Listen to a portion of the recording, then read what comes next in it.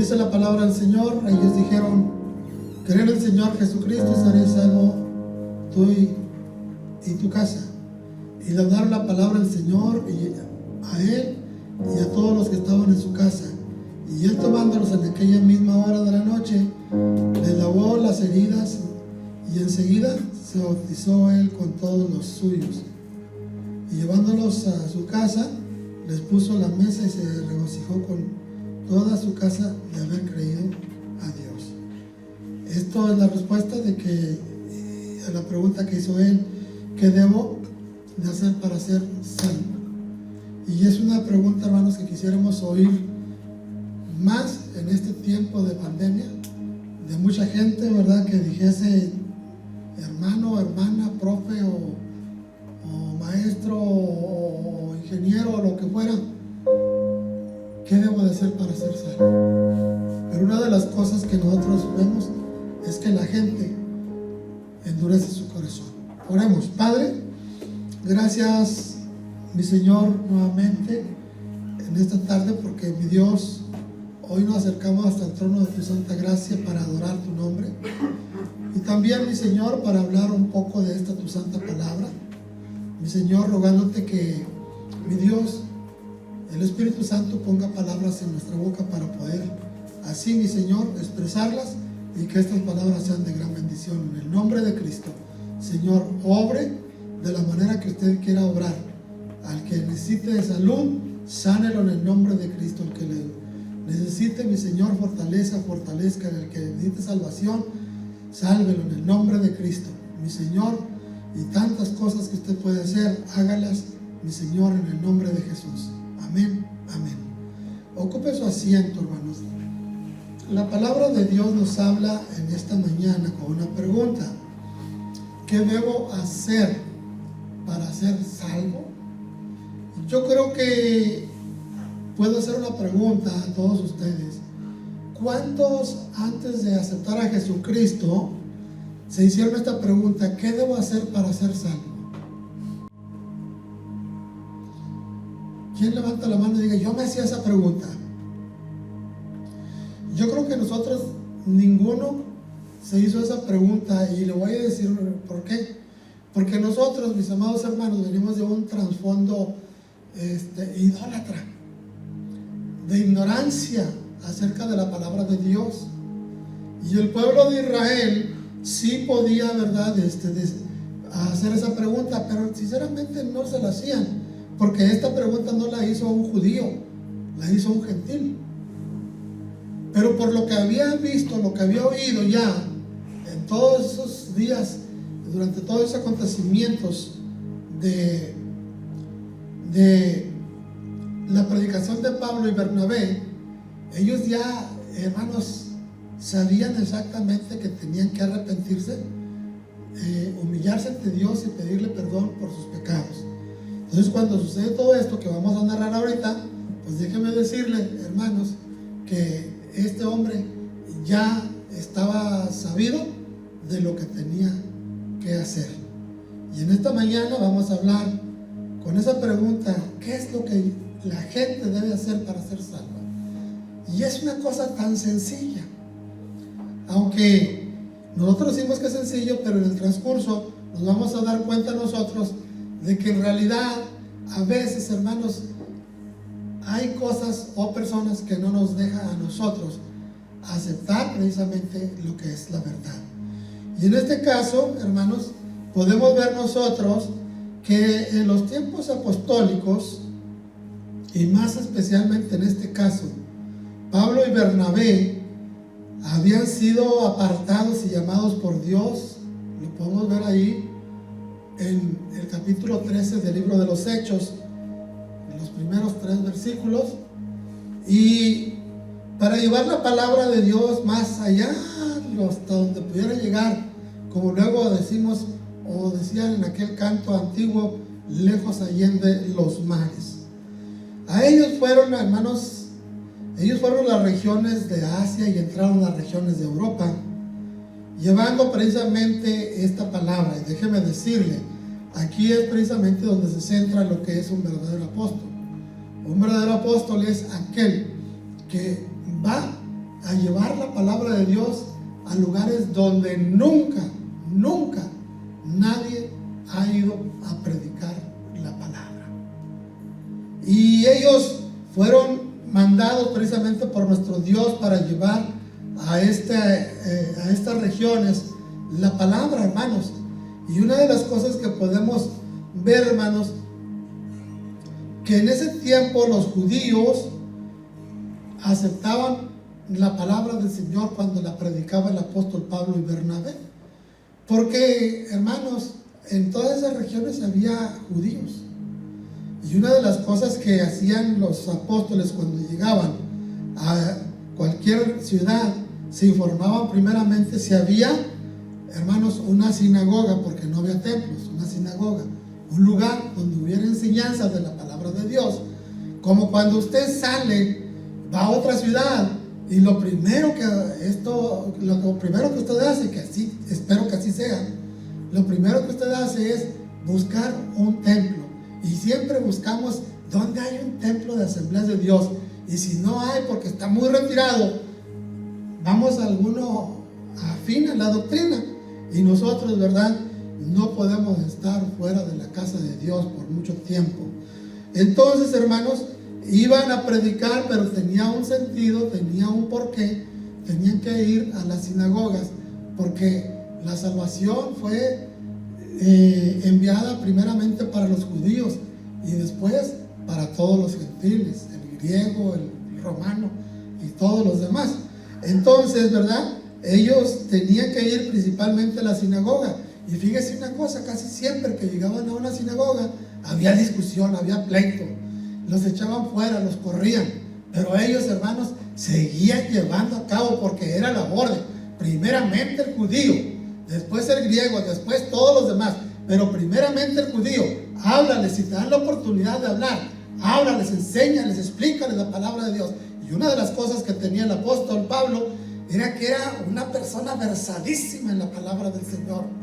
Era una de las personas, mis amados hermanos, que sinceramente, con una sabiduría, una facilidad para exponer, que realmente, mis amados hermanos, él podía, porque era una persona preparada, era una persona que se había educado en lo religioso y lo farisaico, ¿me entiende? Y ahora convertido a Cristo, era una persona con una autoridad, no solamente moral, sino espiritual, para poder hablarles y enseñarles y corregirles. Y eso era precisamente lo que no le gustaba a la gente, a los judíos, porque los judíos estaban, hermanos, todavía bajo la ley y todavía no entendían. Pero, hermanos, en este caso llegaron y hubo una efervescencia, hubo un despertar de la palabra, porque no había tanto judío que tuviera ese radicalismo de, hermanos, de que tienes que observar la ley. No lo había, pero más adelante lo vamos a estar viendo. Mire, dice que había, hermanos, un gran deseo de escuchar no doctrinas nuevas, sino la palabra de Dios predicada por estos dos apóstoles. Y en ese momento hubo un despertar general.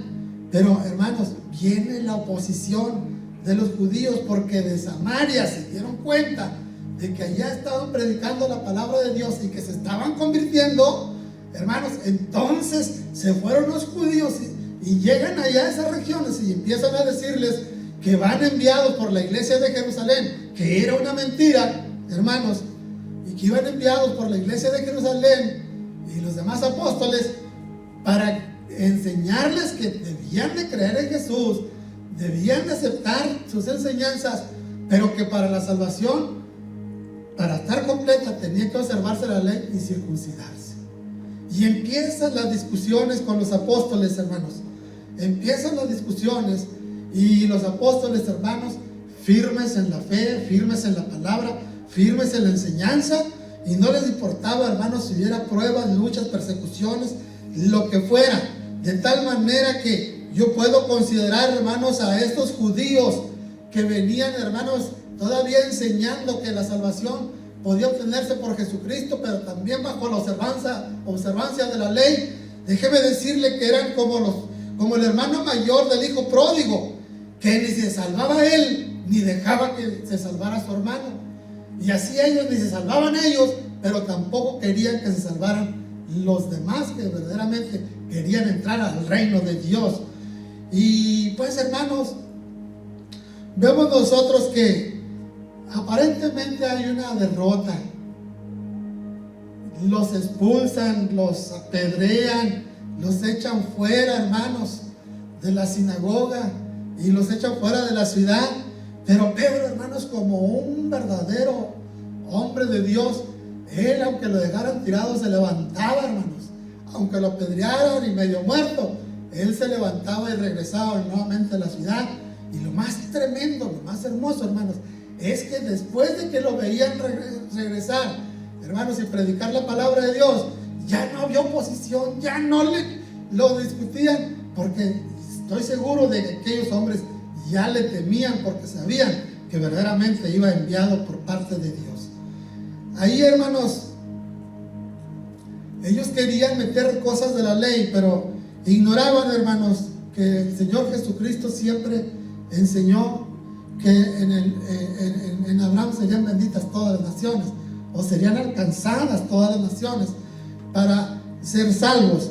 Y ellos, hermanos, ignoraban también, aunque la palabra de Dios, la Biblia se escribe después, pero ellos lo entendían, porque el Antiguo Testamento habla también acerca de esto, y dice Efesios 2:8, porque por gracia sois salvos, y esto no es de vosotros, pues es don de Dios. La salvación no la podemos dar nosotros, ningún hombre. No podemos perdonar los pecados, ninguno de nosotros, sino al contrario, nosotros, ¿verdad?, sabemos que de Dios viene la salvación, que es un regalo de Dios, que es un don no merecido, que es una gracia, hermanos, una regalía, que como en aquellos tiempos de cuando yo era niño, que nos mandaban a la tienda a comprar algo, hermanos, y luego le decíamos al tendero, oiga, y no me da pilón, si comprábamos cacahuates, dulces, galletas, lo que fuera, nos daban alcatraz de dulces o de galletas o de lo que fuera, y luego decía, bueno, ahí te va el pilón, otro puñote de dulces o de cacahuates, que ahora ya la gente ni sabe ni lo que es un pilón, ¿verdad? Saben lo que son pelones, pero pilones no. Entonces, mis amados hermanos, esto es precisamente como un pilón que nuestro Señor Jesucristo nos da. Es gratis, es una gracia, es un regalo, hermanos, que nosotros recibimos, hermanos, cuando entendemos la palabra de Dios con gusto, con gozo, con alegría. Y una de las cosas también, hermanos, que no les faltaba precisamente a los apóstoles, no les faltaba. Ahí sale una mujer, una muchacha, mis amados hermanos, diciéndole que ellos son los hijos del verdadero Dios Altísimo. Oiga, ¿y a quién no le gustaría que fuera detrás de ella de ellos todos los días, diciéndoles, ellos son unos siervos verdaderos del Dios Altísimo, y ellos son los hijos del Dios Altísimo?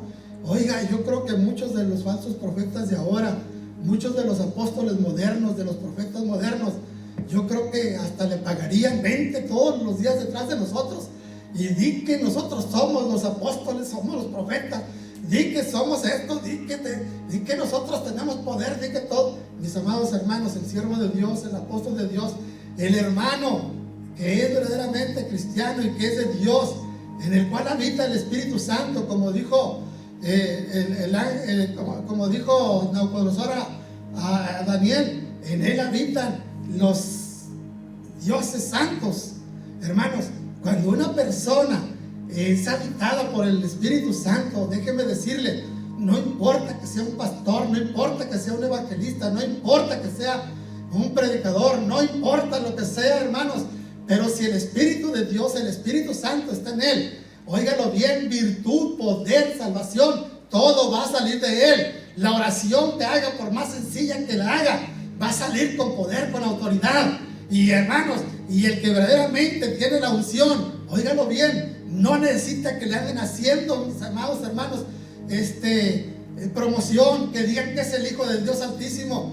Ellos dicen que son esto, que son lo otro, porque no lo son, porque ellos están inflados, porque a ellos les gusta el halago. Pero sabe una cosa, digo yo, ¿a quién no le gustaría que le dijeran, ellos son los siervos del del Dios Altísimo.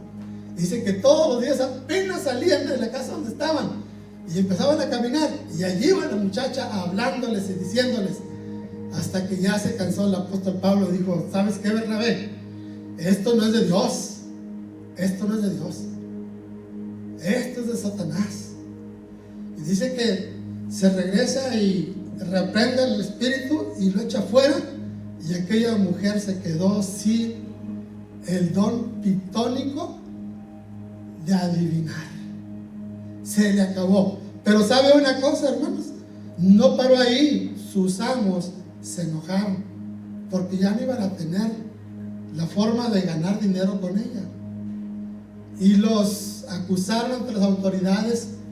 Y entonces, hermanos, diciéndoles de que eran unas personas extranjeras que llevaban una doctrina extranjera, y que no estaba permitido, mis amados hermanos, que se predicara la doctrina extranjera, y menos una doctrina donde decían que otro personaje era el Señor, era Dios, porque para ellos solamente el Dios y el Señor era el emperador.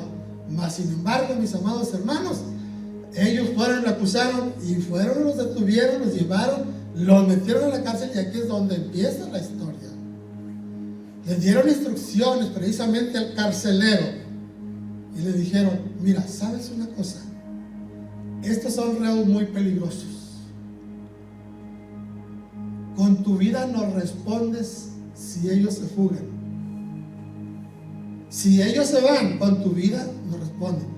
Y ya sabían los soldados romanos, hermanos, que si les fugaba un reo, mejor suicídate, porque era lo más común que hacían los soldados romanos: suicidarse, quitarse la vida, porque si no se le quitaban ellos, los iban a martirizar, y al fin de cuentas los iban a matar. Entonces, mis amados hermanos, dice que cuando se los entregan, la cárcel tenía sus divisiones, y tenía un lugar, un calabozo, iba a decir un aposento, no, pues imagínense si lo llevaron a un aposento. Tenían un calabozo, dice, allá en la región de más adentro, allá, como las celdas de castigo. Y hasta allá los metieron, mis amados hermanos. Y allá no solamente los metieron y los pusieron ahí, sino, mis amados hermanos, que los pusieron, hermanos, en el cepo. El cepo eran unos palos largos, hermanos, con unos orificios. Se despegaban y luego les metían los pies, pero déjame decirle que no se los metían así derechos, sino que les abrían todo lo que pudieran los pies, para que estuvieran incómodos, para que les dieran calambres, para que les doliera la espalda, para que no tuvieran alientos de nada. Y los pusieron en ese calabozo, mis amados hermanos. Pero ¿saben una cosa? Dios los había elegido. Dios los había escogido. Cuando dijo, el Espíritu Santo habló y dijo: apartadme a Bernabé y a Saulo. Hermanos, y cuando Dios escoge a alguien, óigalo bien, Dios se encarga de ese alguien en cualquier circunstancia. Y el carcelero pensó: todo está tranquilo, todo, voy a dormir, voy a descansar, voy a estar feliz, y ojalá y se llegue la mañana pronto para que pronto los saquen y se los lleven a ver qué es lo que van a hacer. Pero yo no los quiero aquí, hermanos. Pero Dios se había propuesto hacer algo grande en ese lugar y con esa persona, y no solamente con la persona, sino con la familia de esa persona. Y dice la palabra del Señor que en ese tiempo, hermanos, no solamente se luchaba con el pecado del adulterio, de la homosexualidad, sino que estaba lleno de idolatría y todas las cosas. Pero déjeme decirle, hermanos, ¿sabe una cosa? Cuando ya fueron llevados, cuando ya estaban presos, yo quiero hacerle una pregunta. ¿Qué haría usted si lo metieran a la cárcel por predicar la palabra?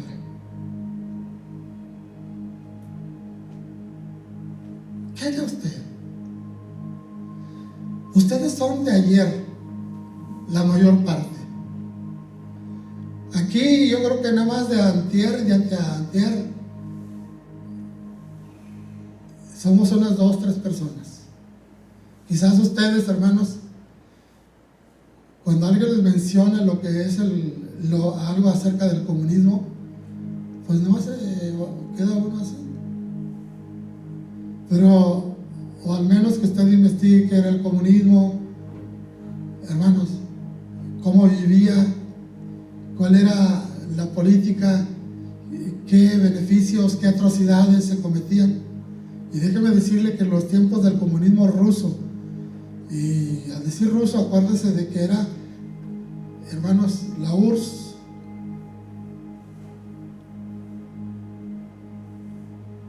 hermanos, era la Unión de Repúblicas Socialistas Soviéticas, donde estaba Yugoslavia, Checoslovaquia, Rumania, muchas naciones de Europa que abrazaron precisamente el comunismo porque se las pintaban muy bonito. Pero cuando ya estuvieron dentro, mis amados hermanos, se dieron cuenta de que no era tan bonito como se las pintaban. Donde el presidente llegó a ser dictador, donde ahí se hacía lo que decía el dictador, hermanos, y donde se prohibía precisamente, hermanos, una religión que no fuera supervisada por la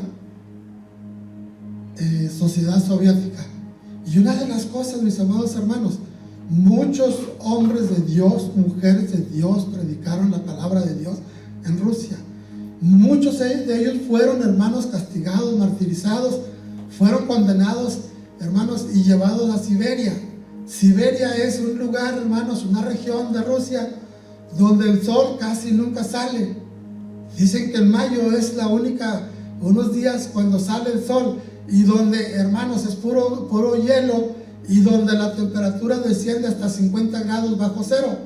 Y hasta ahí los llevaban precisamente presos, mis amados hermanos, para que se murieran.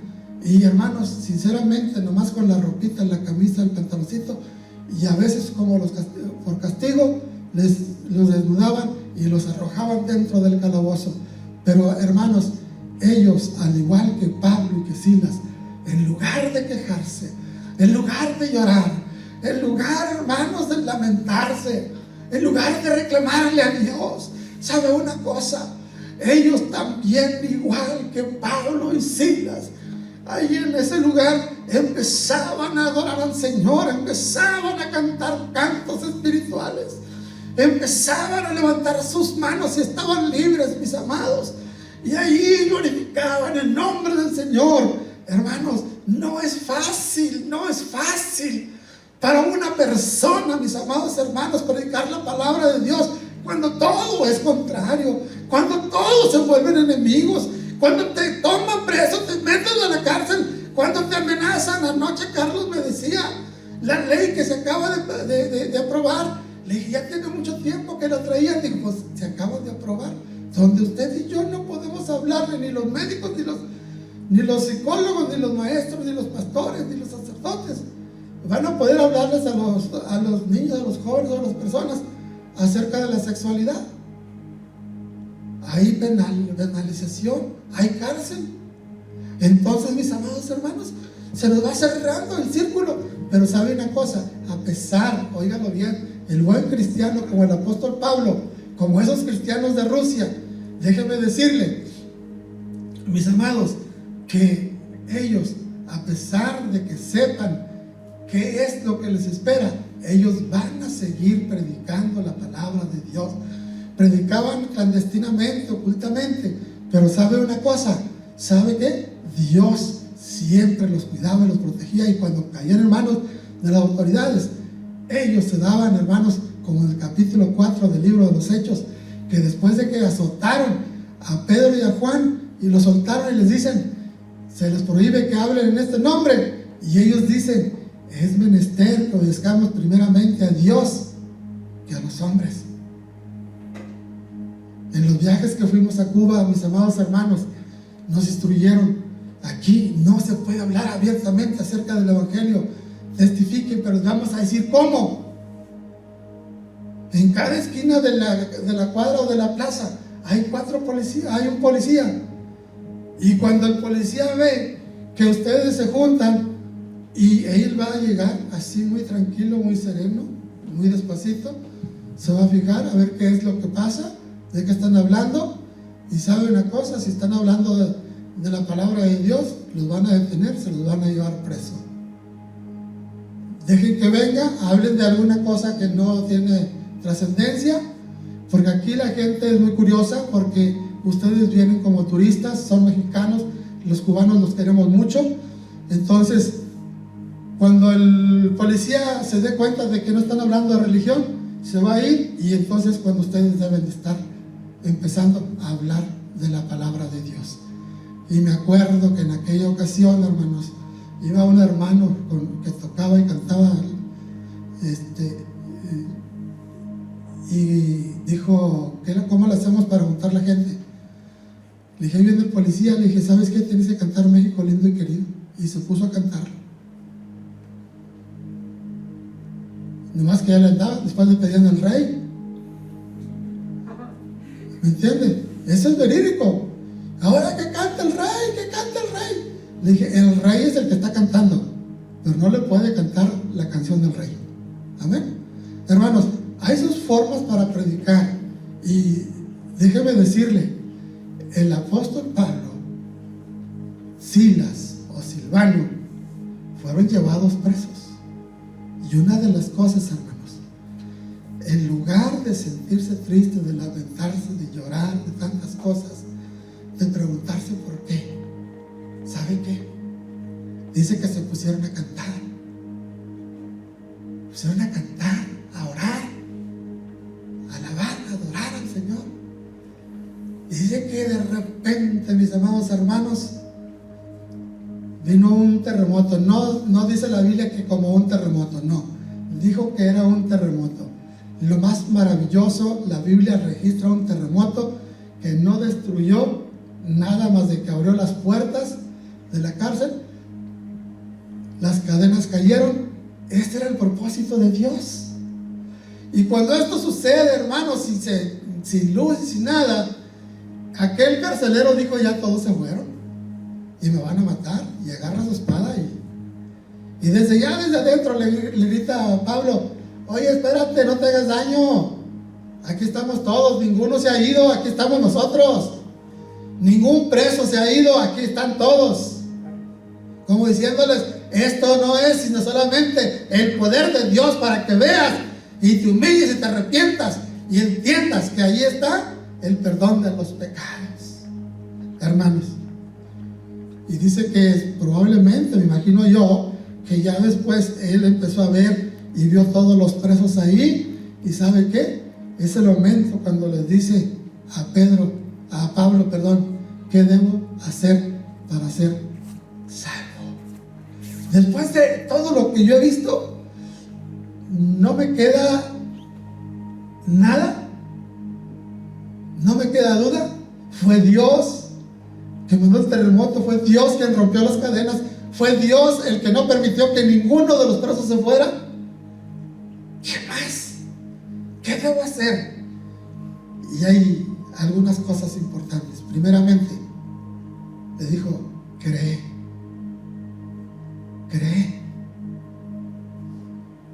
en el Señor Jesucristo. Y sinceramente, mis amados hermanos, cuando venimos de un mundo pagano, no dice: ¿tú crees? Sí creo, pero no creemos, ni siquiera sabemos qué es creer.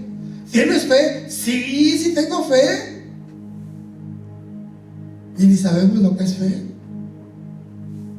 Mas sin embargo, este hombre, por todo lo que había visto, le dijo: cree en el Señor Jesucristo, el cual nosotros hemos venido a predicar.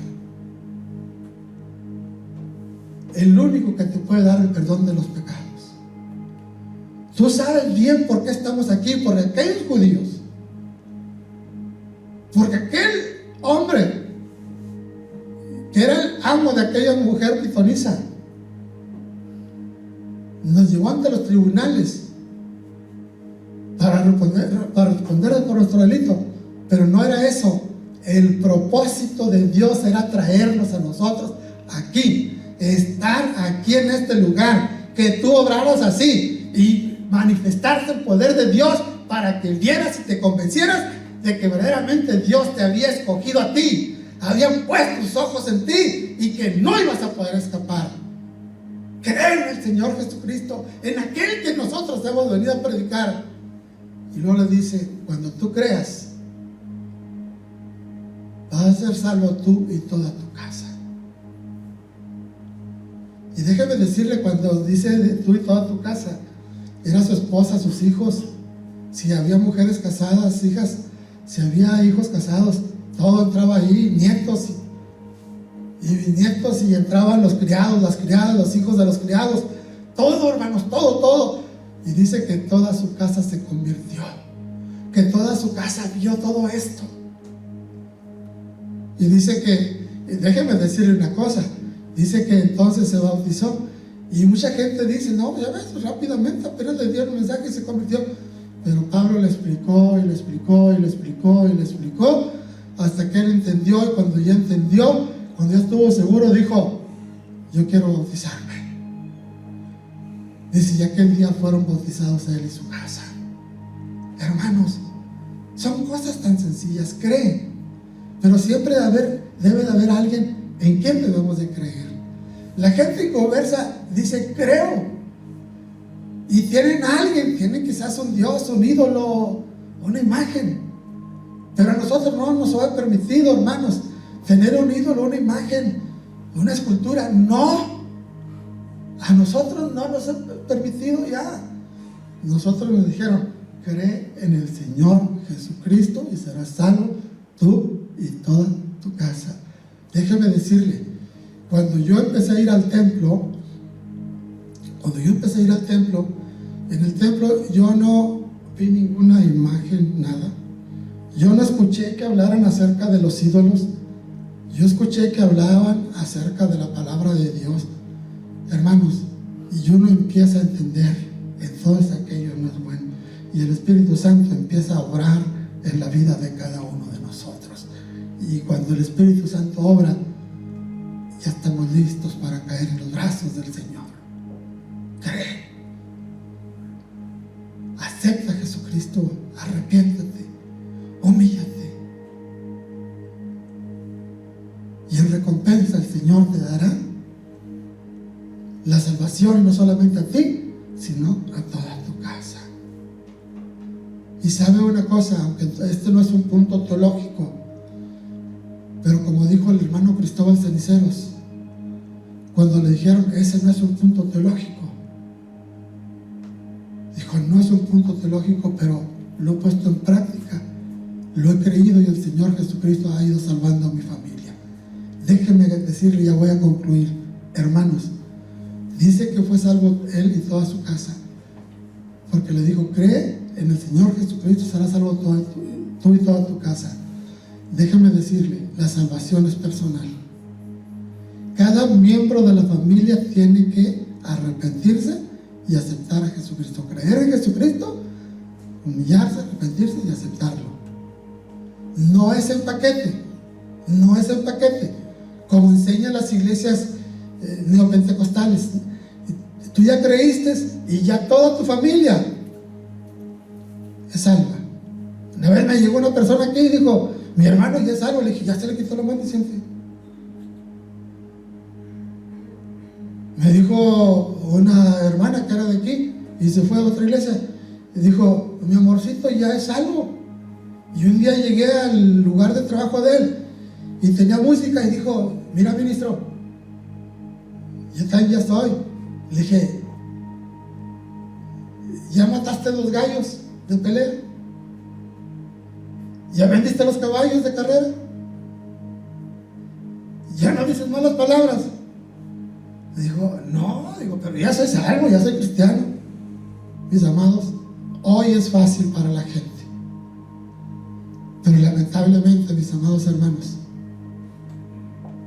no es el verdadero evangelio de Pablo ni de Jesucristo.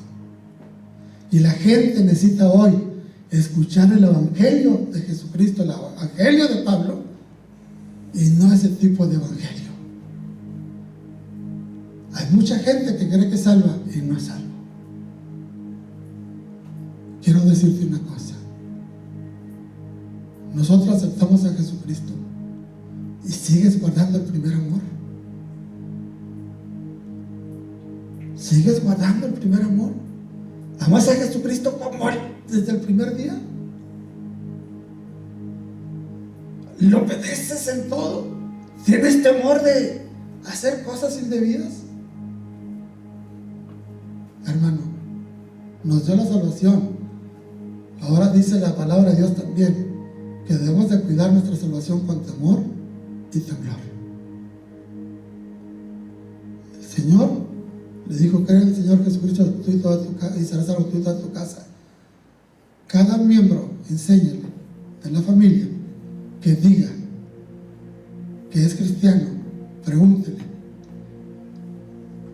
¿ya diste estos pasos? No es en paquete, no es grupal. Apocalipsis capítulo 20 versículos 11 en adelante dice que cada uno va a comparecer ante el tribunal de Cristo. Probablemente ahí va a estar la mamá, el papá, los hermanos que se fueron todos al infierno y para ser juzgados. Y va a decir la mamá: es que es mi hijo. Y yo respondo: no, espérese, déjelo que responda a él. Ahorita le toca el turno a usted para que responda por usted. Soy brusco, duro para hablar, pero es la realidad. Es la realidad, no nos engañemos. A mí no me gusta engañar. Póngase de pie. ¿Verdad que se ha cumplido la palabra de Dios? Que aunque no es punto teológico, usted dice: yo creí en el Señor Jesucristo, fui salvo. Y cada cierto tiempo se convierte otro miembro de la familia, porque el Señor es fiel. Hay que practicar el creer en ese Dios tan santo, tan grande, tan divino, que es nuestro Señor Jesucristo. Es aprender, hermanos, y creer en que el humillarnos y pedir perdón, el Señor borra todas nuestras rebeliones. Bendito sea Dios. Bendito sea Dios, hermanos, porque nuestro Dios es grande. Pero como decía Moisés: yo te conozco que eres un Dios clemente, lento para la ira y grande en misericordia, porque eres un Dios de vivos, no de muertos.